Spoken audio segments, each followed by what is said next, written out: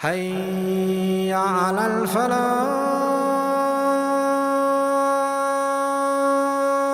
Now you have someone who's obsessed with their body and they're working out 18 hours a day. And their only goal in life is to just keep getting buffer and buffer. It's the only goal. Take steroid and look sharp, stay on top, keep in shape. Or there's this goal they set with their trainer. I got to do this many reps, or I got to do this many push-ups, or I got to get bench press this many pounds, etc. That's their goal. That has become their ilah. For a person that their life has become about money. Have you met people? They cannot talk about anything except their work. They can't. Yeah, I work at this company, I do this. And the moment they lose their job, they become suicidal. Because that's all they ever thought about. That's all they ever did with their life. That's all they ever did. That becomes their goal. For some people it's their children. They live for their children. They do everything for their children. Day and night they think about their children. There is no other thought running in their mind. There is no other goal before them than their children. That is all they run after. When you don't find him, you will find something else. You will find something else and you will run after it. And you will give your life to it. And there is no exception among human beings. And today it could be even a slacker. You could ask me, what about a slacker? You know those kids that play 20 hours of video games a day and don't get off the couch? Well, what is their goal? It is to entertain themselves. It is to fry their brain cells behind a screen. That is their ultimate goal. That is what they want to reach. And they're working hard to attain it every day. Right? That's what it becomes. These are the psychological implications of understanding Tawheed. It is easy to say Allah is one. But is He one in my life? Is He the one for me? Or do I have some other one that I'm running after? Or some other thing that I put before myself? Allah asked this question rhetorically. He says, مَا غَرَّكَ بِرَبِّكَ الْكَرِيمِ. What deluded you from your gracious Master? What was so important to you that you ran after, that you couldn't come after this? Subhanallah. Subhanallah. So when he uses this word, Huwallahu Ahad, its psychological implications, its implications on our attitude towards Allah, and how we think about our life completely changes. Now there is nothing more important to me than making Him happy. Nothing more important to me than Him being pleased with me. Nothing more important to me than He forgiving me. Nothing more important to me than He would talk to me on the Day of Judgment telling me that I'm successful. He will look towards me. I will not be from the ones He turns away from. وَلَا يُكَلِّمُهُمُ اللَّهُ يَوْمَ الْقِيَامَةِ. Allah will not talk to them on the Day of Judgment. May Allah not make us from those people. These are some of the psychological implications of just internalizing ahad. Ahad. Just that word. What Allah is saying, subhanAllah. This is who Allah is. This is what He's supposed to do. And I want to conclude because it's time for salah with the following. We're going to first look at a basic definition of as-samad. As-samad ay al-kafi. As-samad is the one who is enough. الَّذِي يَرْجِعُونَ إِلَيْهِ إِذَا احْتَاجُوهُ. The one who they return to whenever they have a need of Him. هُوَ الَّذِي يَكْفِيهِمْ. He is the one who is enough for them. وَيَسُدُّ حَاجَاتِهِمْ وَأَسْئِلَتَهُمْ الَّذِي يَصْمِدُونَ إِلَيْهِ. And He is the one who fulfills all of their needs and their answers all of their questions, the ones that they attribute to Him or turn to Him with عند الحاجة, at the time of need. هذا معنى الصمد. This is the meaning of samad في اللغة. صمد إليه أي توجه إليه. In linguistically speaking, when you use the word samad as a verb, it means to turn attention towards someone. وطلب منه الحاجة, or to demand from them the fulfillment of a need.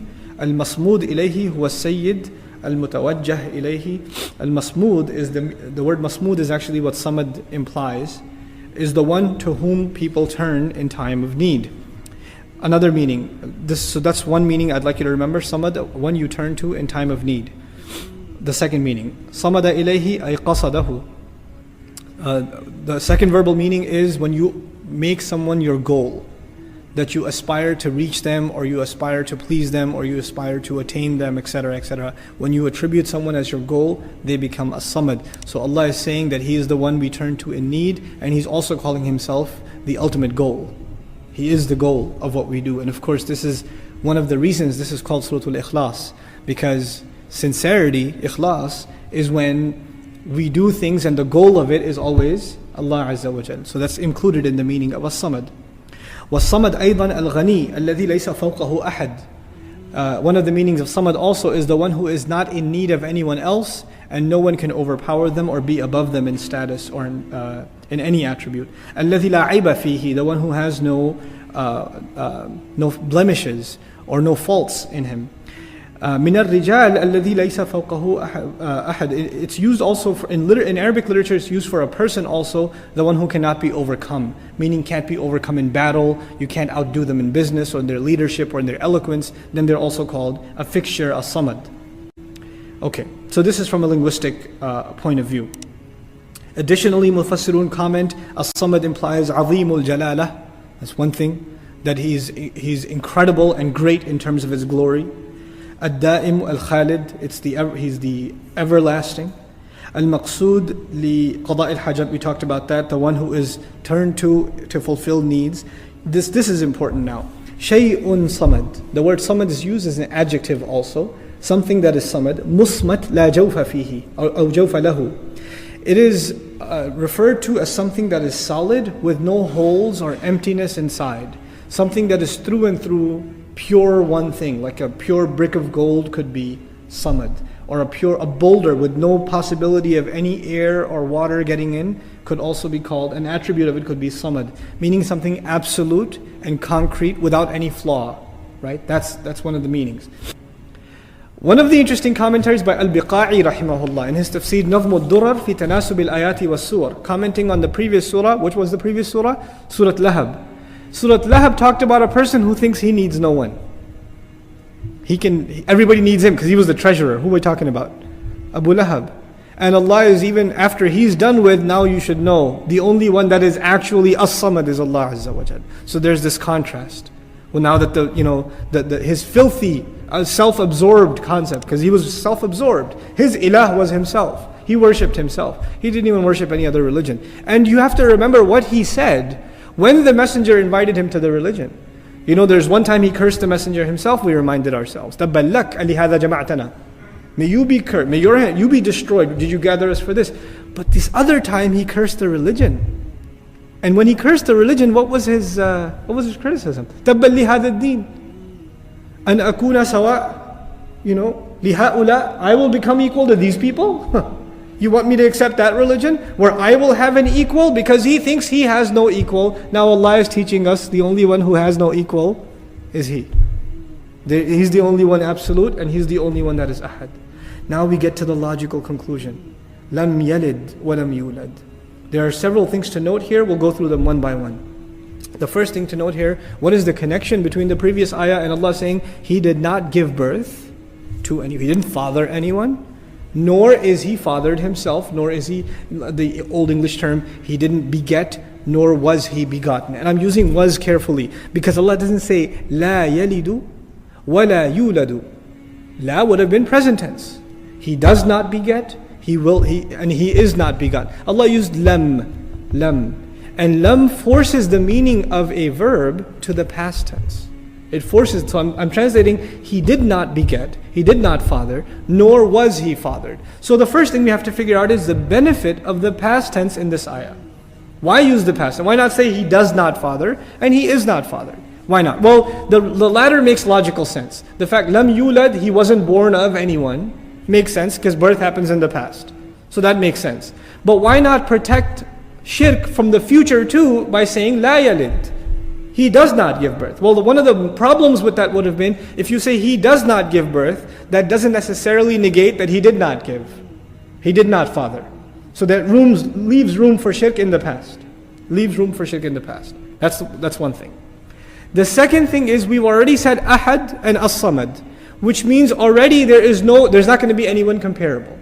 Having a child, what does it do? A human being begets a human being. A cat gives birth to a cat.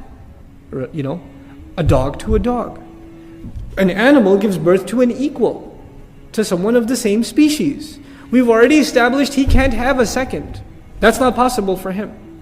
And this attribution of Allah having ma'adallah a son, like the Christian community or some segments of the Jewish community, or Allah having daughters like some segments of the mushrikun who said that He took angels as daughters, these attributes were not made of the present or the future. Where were these allegations made from? of the past. Isa alayhi salam, Uzair alayhi salam, the angels. All of these concepts are relegated to the past. One of the benefits of this past tense is Allah is addressing the falsehoods of the religions that already occurred, and in it, like Abu Bakr al-Baqillani actually commenting on Lam Yalid said, in it there's a miracle of the Quran in regards to its predictions. There will be no other religion that claims that God has children that will ever take hold on the earth, like which religions already took hold? Christianity at the heart of it, right? Think of other religions that give have a concept of God where He gives birth to another. All of them are relegated to what? Pre-Islam. Pretty much all of them pre-Islam. So now here Allah Azza wa Jalla addresses that with the problem that already.